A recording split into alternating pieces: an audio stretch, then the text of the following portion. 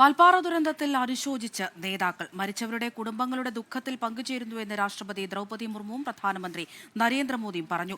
ദുഃഖകരമായ സംഭവമെന്ന് മുഖ്യമന്ത്രി പിണറായി വിജയൻ. മരിച്ചവരുടെ ആശ്രിതർക്ക് സർക്കാർ നഷ്ടപരിഹാരം നൽകണമെന്ന് പ്രതിപക്ഷ നേതാവ് വി ഡി സതീശൻ ആവശ്യപ്പെട്ടു.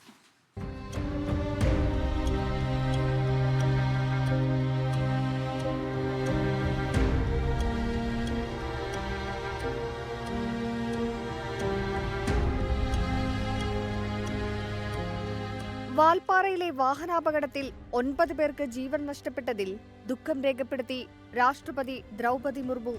പരിക്കേറ്റവർ എത്രയും പെട്ടെന്ന് സുഖം പ്രാപിക്കട്ടെയെന്ന് രാഷ്ട്രപതി പറഞ്ഞു.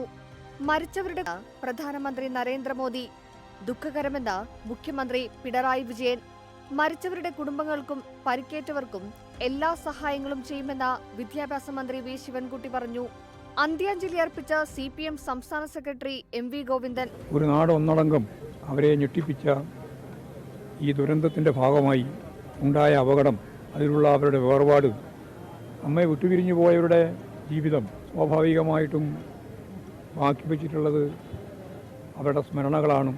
മരിച്ചവരുടെ കുടുംബങ്ങൾക്കൊപ്പം നിൽക്കാൻ ആവശ്യമായ പ്രവർത്തനങ്ങൾ നടത്തുമെന്ന് P. സന്തോഷ് കുമാർ MP പറഞ്ഞു. മരിച്ചവരുടെ ആശ്രിതർക്ക് സർക്കാർ നഷ്ടപരിഹാരം നൽകണമെന്ന് പ്രതിപക്ഷ നേതാവ് വി ഡി സതീശൻ. ഒരു പ്രദേശത്തെ മാത്രമല്ല, കേരളത്തെ മുഴുവൻ സങ്കടത്തിലാഴ്ത്തിയ, വിഷമിപ്പിച്ച ഒരു ദുരന്തമാണ്. തീർച്ചയായിട്ടും ഇതുമായി ബന്ധപ്പെട്ട കുടുംബങ്ങളെ സഹായിക്കാൻ വേണ്ടിയിട്ട് സർക്കാരിൻ്റെ ഭാഗത്തു നിന്നുള്ള നടപടികളുണ്ടാവണം.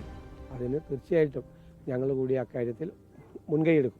റോഡ് സുരക്ഷാ നടപടികൾ കൂടുതൽ ശക്തമാക്കേണ്ടതിന്റെ ആവശ്യകതയാണ് ദുരന്തം അടിവരയിടുന്നതെന്ന് AICC അധ്യക്ഷൻ മല്ലികാർജുൻ ഖർഗെയും പറഞ്ഞു. News desk 24.